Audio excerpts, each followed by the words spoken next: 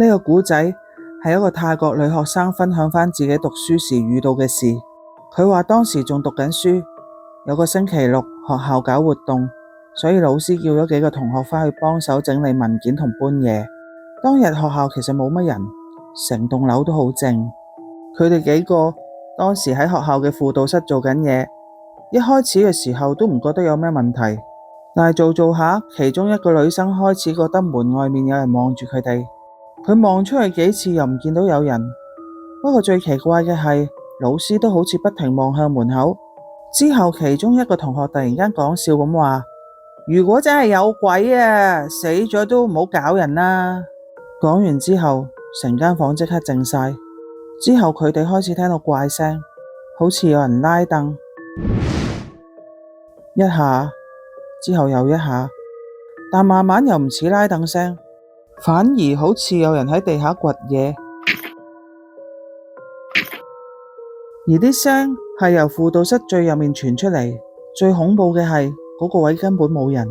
之後幾個人開始驚，連去廁所都唔敢自己一個人去。但事件唔係因為離開學校就完。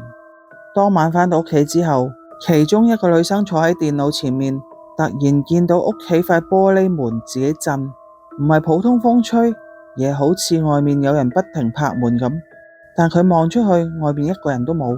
到咗夜晚，佢又見到屋外有個長頭髮嘅女人企喺路邊，一直望住佢間屋。對方冇行近，又冇出聲，只係企喺度望。第二日返學之後，幾個人開始講返之前嗰晚發生嘅事，先發現原來唔止一個人遇到怪事。有人聽到有人喊，有人瞓覺時感覺身邊好似有人，有人覺得好似有嘢跟住佢。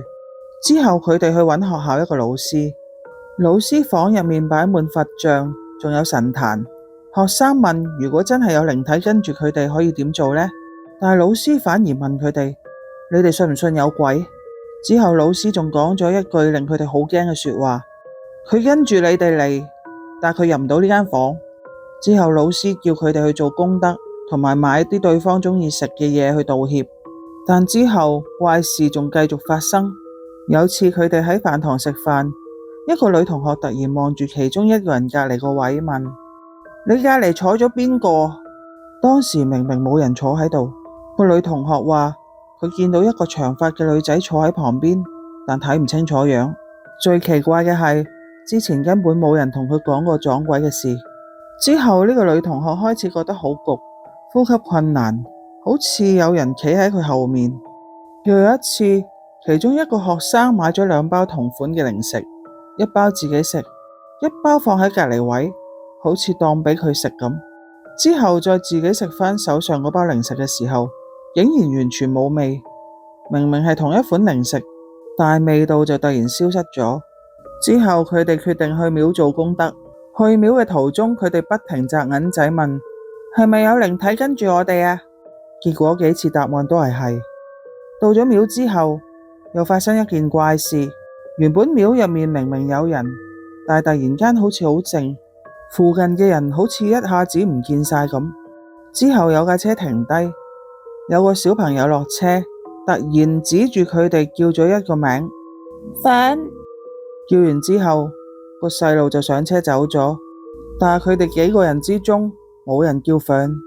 之後佢哋再查返學校以前發生嘅事，先知道學校一直有一個關於粉嘅傳聞。有人話粉係之前學校嘅學生，因為身體唔舒服就去咗輔導室休息。到放學嘅時候，老師同校工以為冇人，就直接鎖門走咗。等再有人發現佢嘅時候，已經太遲。亦有人話其實粉唔係死喺輔導室，而係喺另一座舊校舍。甚至有人話以前學校就算放假都會聽到有人拍門。但無論邊個版本都好，粉呢個名從來冇離開過學校，一屆傳一屆，直到而家仲會有人提起。